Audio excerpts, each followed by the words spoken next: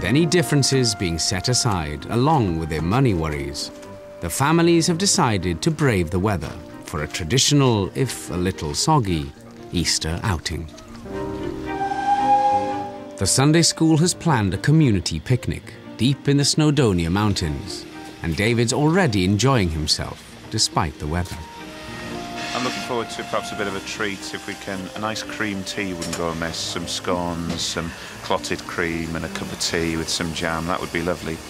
We might see if the minister will treat us all to a nice cream tea.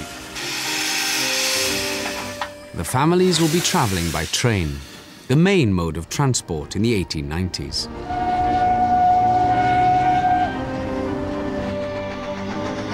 The railway lines in North Wales were built mainly to transport slate to England and the rest of the world. But there was also a burgeoning tourist industry, with trains transporting paying passengers to a whole new world of leisure. The families kick off their big day out with their favourite hymn. The only problem is they're nearly 20 years out.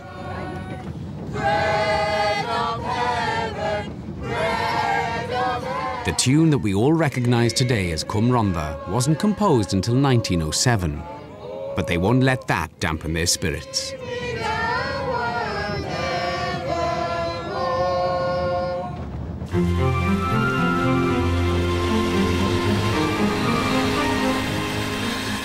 An overcast picnic may not seem much fun by today's standards, but the 1890 world was one of restricted horizons and small pleasures, with the Sunday school trip offering their only chance to escape. Families would have looked forward to this the whole year.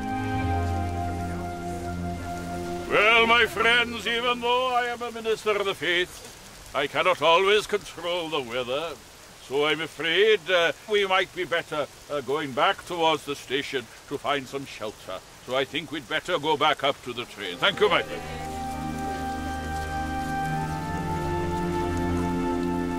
It's a washout, and their dreams of a nice day away from the small holding are over.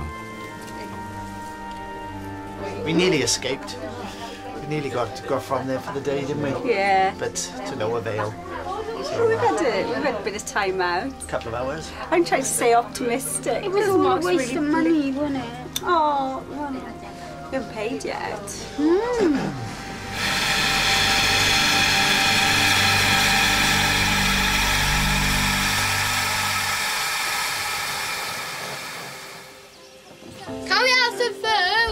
Jack. That's to Jack, Tommy. They have their picnic on the train. At least we're inside eating. Oh. But Ben and Jamie are still not impressed. Yeah, you have two each. I feel sorry for the people back in 1890. I personally don't want to live this life anymore. I want to go back to my own life. My feet are cold, my hands are cold. We get to go back to a cold house. It's just a rubbish day all round. And I feel sorry if this is the highlight of 1890. Yeah, then I'd rather be a day in the quarry to this, to be honest. It's pointless for what it's worth.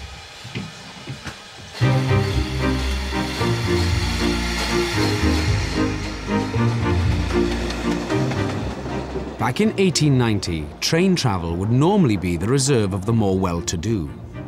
This trip will cost the equivalent of a month's wage at the quarry. And for the families, the pennies just dropped. This trip would cost you well over £1,000. Wow.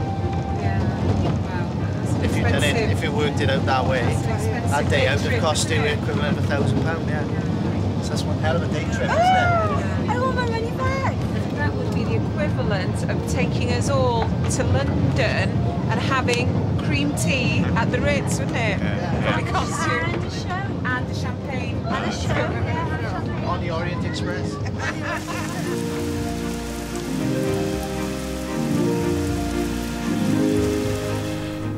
Back home, and the families get the fires going again, so that they can at least dry out. This is going to take about 2 or